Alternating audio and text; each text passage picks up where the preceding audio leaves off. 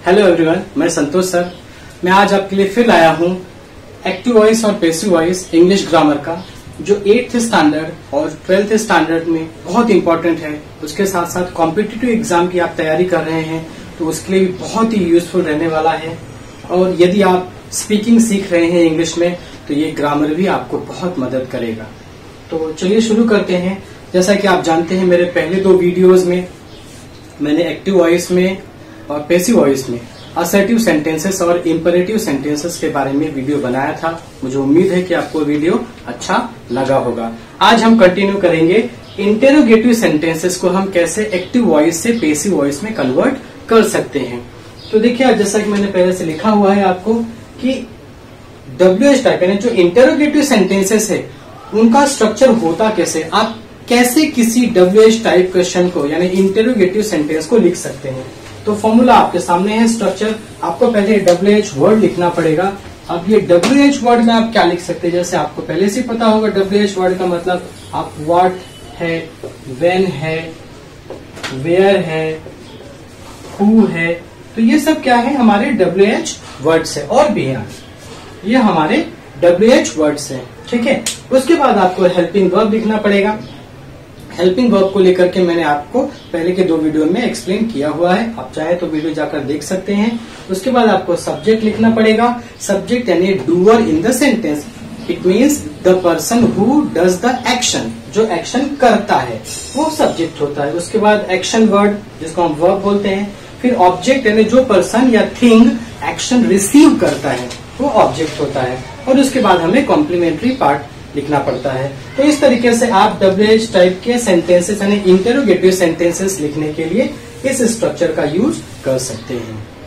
अब हम आगे देखेंगे कि इसको पैसिव वॉइस में यानी यही WH सेंटेंस के पैसिव वॉइस को कैसे कन्वर्ट कर सकते हैं। तो मैं आपको स्ट्रक्चर लिख करके with the help of example समझाता हूं। तो आगे देखते हैं। ठीक है, ये देखिए हमने एक्टिव वॉइस स्ट्रक्चर लिखा हुआ है, उसका स्ट्रक्चर है ये, और ये मैंने पैसिव वॉइस का स्ट्रक्चर लिख दिया है। सो एग्जांपल के माध्यम से हम इसको समझने की कोशिश करते हैं। तो सबसे पहले एग्जांपल हम लेते हैं, व्हाई डिड योर ब्रदर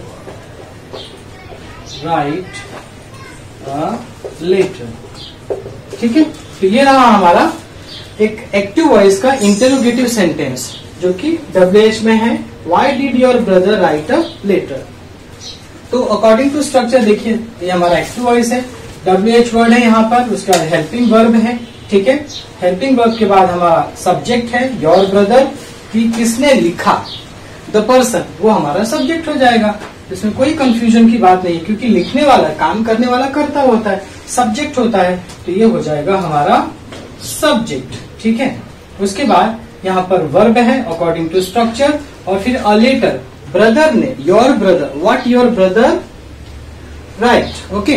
तो आपके भाई ने क्या लिखा है, यहाँ पर ये हमारा ऑब्जेक्ट हो जाएगा। कॉम्प्लीमेंट्री पार्ट इसमें नहीं है, हम उसको नहीं लेंगे, ठीक है। तो ये तो रहा हमारा एक्टिव वॉइस का सेंटेंस।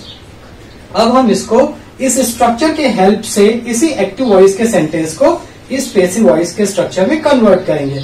तो कुछ चीजें हमारे पास क्लियर है, ये हमारा WH वर्ड है, ये हेल्पिंग वर्ब है, उसके बाद ये वर्ब है, सब्जेक्ट ऑलरेडी मैंने आपको बताया, और ये हमारा ऑब्जेक्ट है। मैं यहाँ पे लिख देता हूँ इस तरीके से आपके सहूलियत के लिए।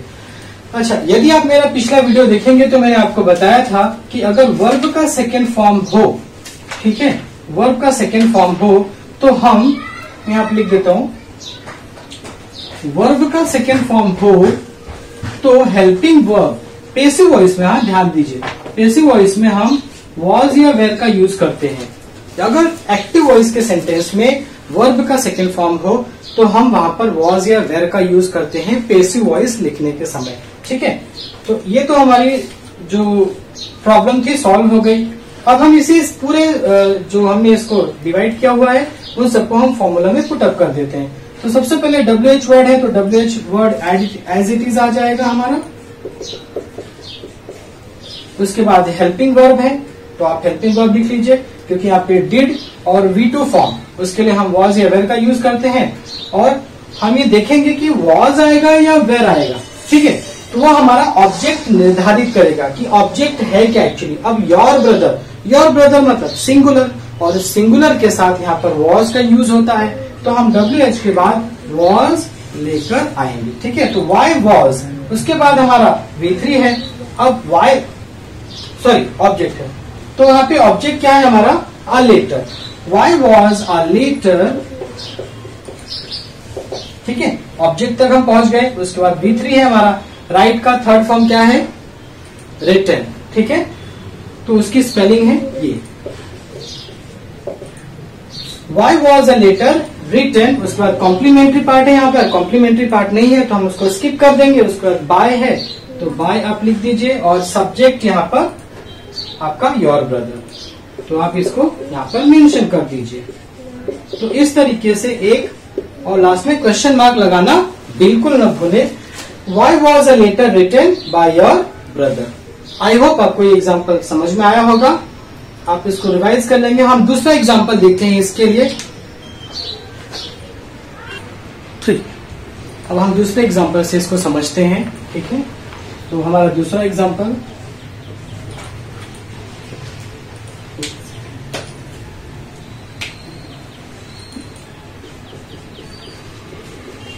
when do you take tea, question mark, ठीक है। अब ध्यान दीजिए यहाँ पर when do you take tea, छोटा सा सेंटेंस है, आपको अच्छे से समझ में आएगा। when WH वर्ड है, do हेल्पिंग वर्ब है, you सब्जेक्ट है, take वर्ब है, और टी हमारा ऑब्जेक्ट है। इसमें कॉम्प्लीमेंट्री पार्ट नहीं है, ठीक है। तो इन चीजों को हम लिख लेते हैं। ये तो आपको अच्छे से समझ ही गया। when ये WH वर्ड है, do हेल्पिंग वर्ब है, you हमारा सब्जेक्ट है। इसको हम लोग लिख लेते हैं, हमारे लिए यूजफुल रहेगा। you सब्जेक्ट है, फिर take वर्ब है हमारा, ठीक है, और टी ऑब्जेक्ट। ओके, अब एक चीज आप ध्यान दीजिए, जब हम इसको पैसिव में कन्वर्ट करेंगे तो वर्ब, हेल्पिंग वर्ब हम कौन सा यूज करें, हमें इस पर ध्यान देना होगा। तो ये जो टेक है ये अपने कौन से फॉर्म में है, V1 फॉर्म में है। और रूल के हिसाब से अगर आपको एक्टिव वॉइस में V1 फॉर्म ऑफ वर्ब दिया जाता है तो इसमें हम हेल्पिंग वर्ब इज या एम या आर, इन तीनों में से कोई एक हेल्पिंग वर्ब का यूज करते हैं उसके पैसिव सेंटेंस को लिखने के टाइम, ठीक है। तो हम इन सारी चीजों को लेकर के हम फॉर्मूले में पुटअप कर देते हैं और हमारा इसमें पैसिव वॉइस बन जाएगा। तो सबसे पहले तो WH वर्ड ही आ जाएगा, उसको हम लोग लिख लेते हैं।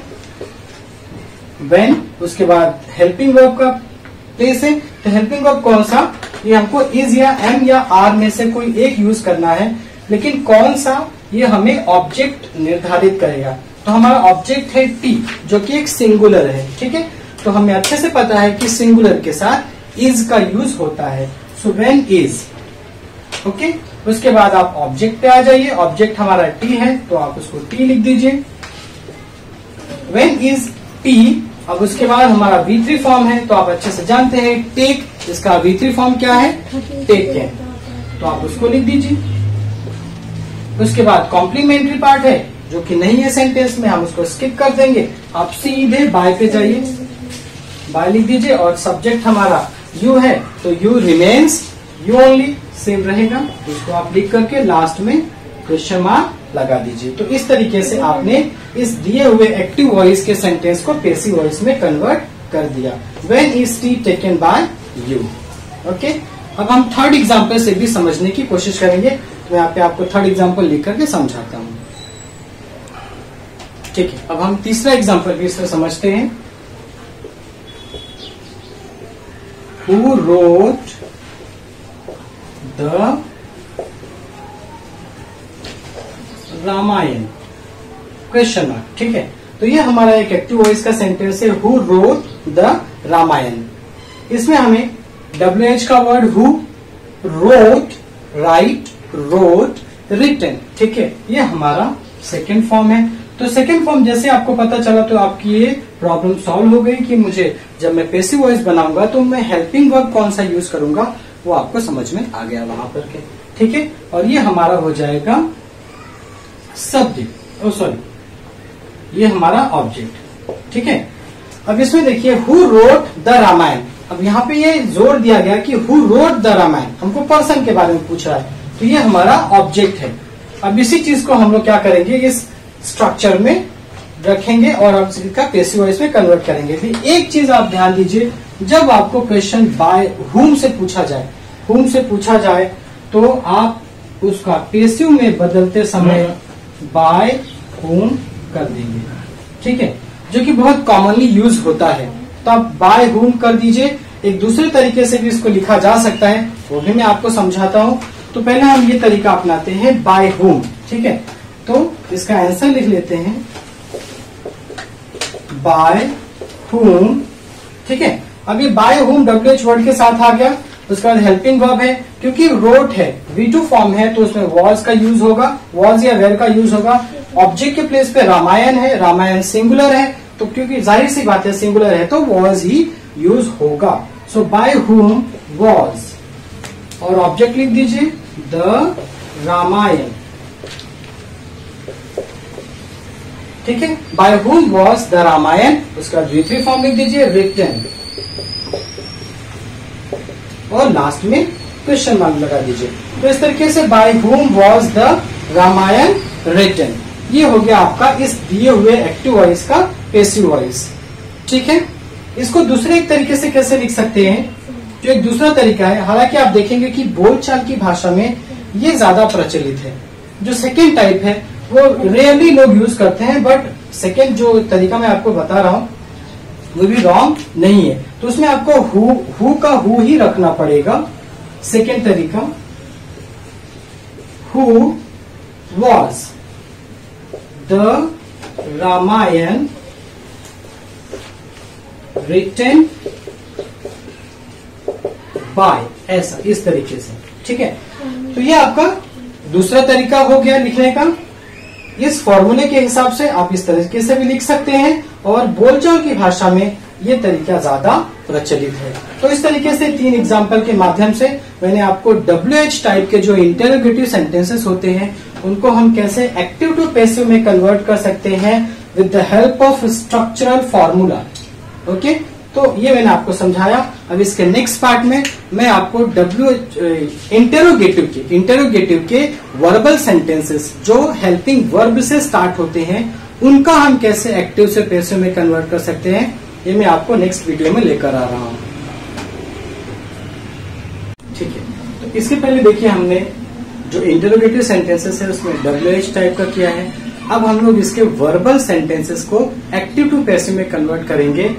वर्बल सेंटेंसेस की जानकारी के लिए मैं आपको बता दूं, जो सेंटेंसेस हेल्पिंग वर्ब से स्टार्ट होते हैं, तो ऐसे सेंटेंसेस, ऐसे एक्टिव वॉइस के सेंटेंसेस को हम पैसिव वॉइस में कन्वर्ट करेंगे। तो यहाँ पे देखिए जो स्ट्रक्चर है ऑलरेडी वो ऐसे का वैसे रहेगा, सिर्फ एक चीज इसमें से हमको हटानी पड़ेगी, ये WH वर्ड, यानी आप इसको हटा दीजिए, ठीक है। तो इसको हटा देंगे तो ये जो सेंटेंस है मैं इसको रब कर देता हूं। अब मैंने आपको बता दिया कि इसको हमें हटाना है, तो अब मैं इसको रब कर देता हूं, ठीक है, तो आपको समझने में आसानी होगी। तो इस तरीके से देखिए WH टाइप से हमने WH वर्ड हटा दिया, तो ये अब हमारा वर्बल सेंटेंस का स्ट्रक्चर बन गया, जिसमें helping verb, subject, verb, object, complementary part as it is रहेगा, ठीक है। और उसके बाद यहाँ पे पैसिव का स्ट्रक्चर है, पैसिव वॉइस का, तो मैं आपको एग्जांपल के थ्रू समझाता हूँ इसको कि हम कैसे एक एक्टिव वॉइस के सेंटेंस को पैसिव वॉइस में कन्वर्ट कर सकते हैं। तो पहला सेंटेंस हम लेते हैं इसमें,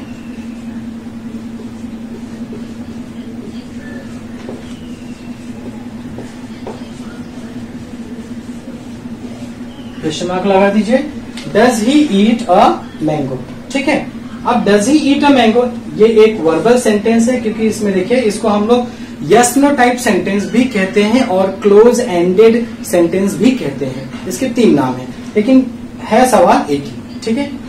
तो does he eat a mango, अब ये हमारे पास एक एक्टिव वॉइस का सेंटेंस है, थोड़ा हम इसको स्ट्रक्चर वाइज भी समझ लेते हैं। देखिए पहले हेल्पिंग वर्ब है, ठीक है, डज, और डज मतलब V1 फॉर्म, डज मतलब V1 फॉर्म, ठीक है। ये रहा हमारा सब्जेक्ट अकॉर्डिंग टू स्ट्रक्चर, ठीक है। ईट ये वर्ब है, जिसको मैंने आपको पहले ही बता दिया कि V1 फॉर्म है, ठीक है। अच्छा, आप ध्यान दीजिए इस चीज का कि V1 फॉर्म रहेगा तो इसमें ये देखिए V1 फॉर्म जैसे होता है तो आप समझ जाइए कि हमें हेल्पिंग वर्ब इज एम या आर का ही यूज करना है पैसिव वॉइस बनाते समय। उसके बाद a mango according to structure, ये हमारा ऑब्जेक्ट, ठीक है। और क्योंकि इसमें कॉम्प्लीमेंट्री पार्ट नहीं है तो हम उसको जाने देंगे, ठीक है, छोड़ देंगे। So does he eat a mango. अब इस एक्टिव वॉइस को हम पैसिव वॉइस में कैसे कन्वर्ट करेंगे, तो इसमें हमें फिर से थोड़ा सा स्ट्रक्चरल चेंज लाना पड़ेगा, क्योंकि ये WH का सेंटेंस नहीं है तो WH वर्ड हम हटा देंगे, ठीक है। तो क्योंकि मैंने आपको बता दिया हटा देंगे, तो मैं यहाँ पे रब कर देता हूँ इसको, ताकि आप कंफ्यूज ना हो बाद में, और हम इसको कैपिटल बना देंगे, ठीक है। तो helping verb plus object plus V3 form plus complementary part plus by plus subject. अब ये स्ट्रक्चर में हम सारी चीजों को रखेंगे और इस एक्टिव वॉइस को पैसिव वॉइस में कन्वर्ट कर देंगे। तो सबसे पहले तो ये डज आएगा नहीं, यहाँ पर हम डज के प्लेस पे इज का यूज करेंगे, क्योंकि इसमें देखिए हेल्पिंग वर्ब के प्लेस में मैंने आपको बताया डज ईट V1 फॉर्म है, तो V1 फॉर्म जब रहेगा तो इज एम आर में से कोई एक यूज करेंगे। तो आप कंफ्यूज नहीं हुई है, यहाँ पे डज दिया है तो पहले मैं डज लिख दूं, ठीक है, नहीं, आप डज सिर्फ और सिर्फ सिंपल प्रेजेंट टेंस के एक्टिव सेंटेंसेस में लिख सकते हैं।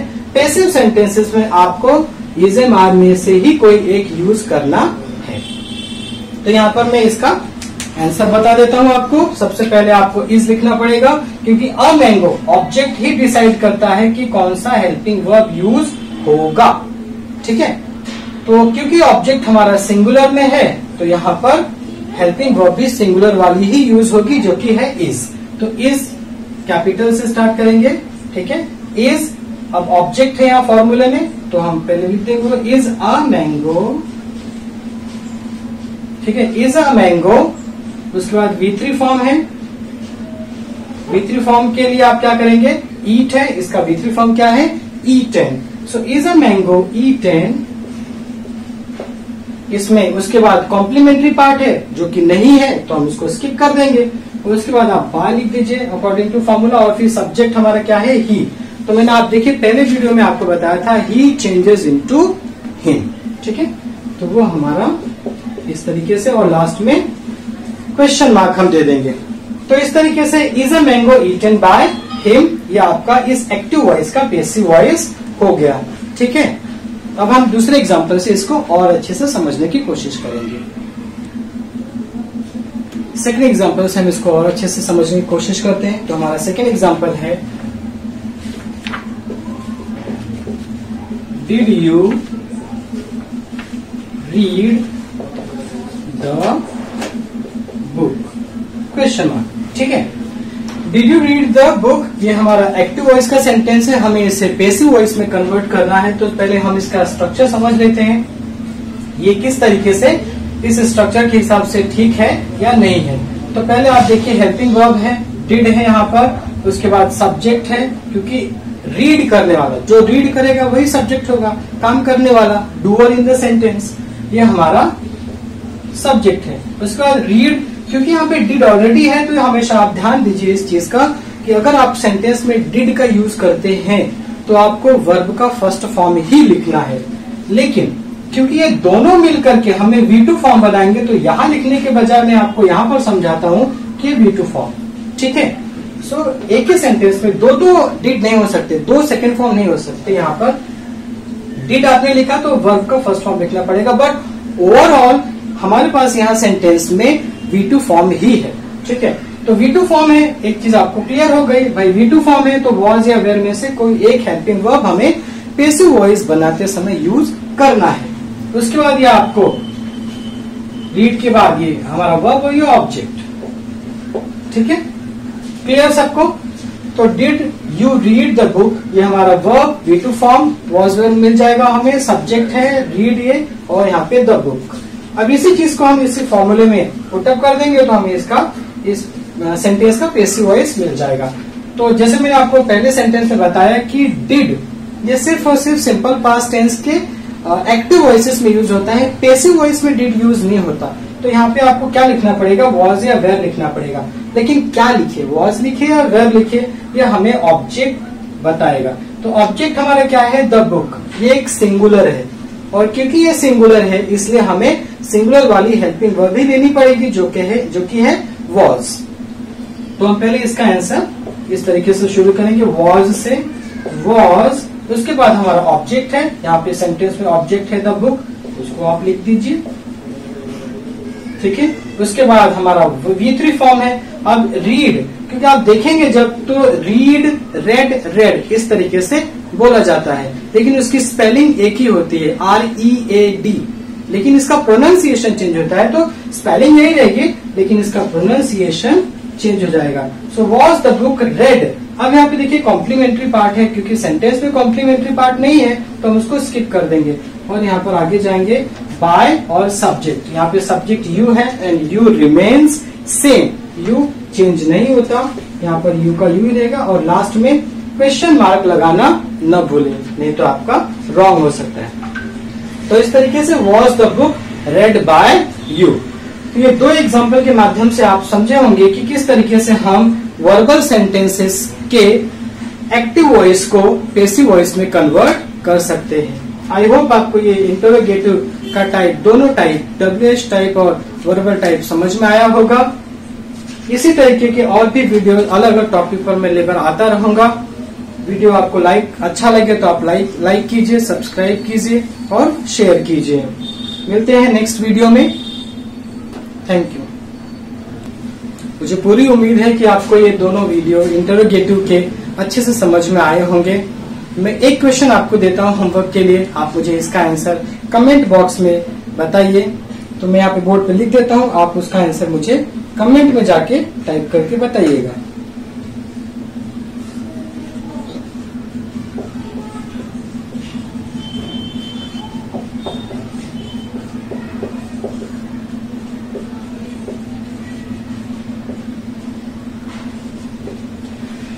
Do you play cricket for India? इसका आंसर आप मुझे कमेंट बॉक्स में बताइए और इसका आंसर मैं आपको खुद कमेंट बॉक्स में दूंगा। Thank you everyone.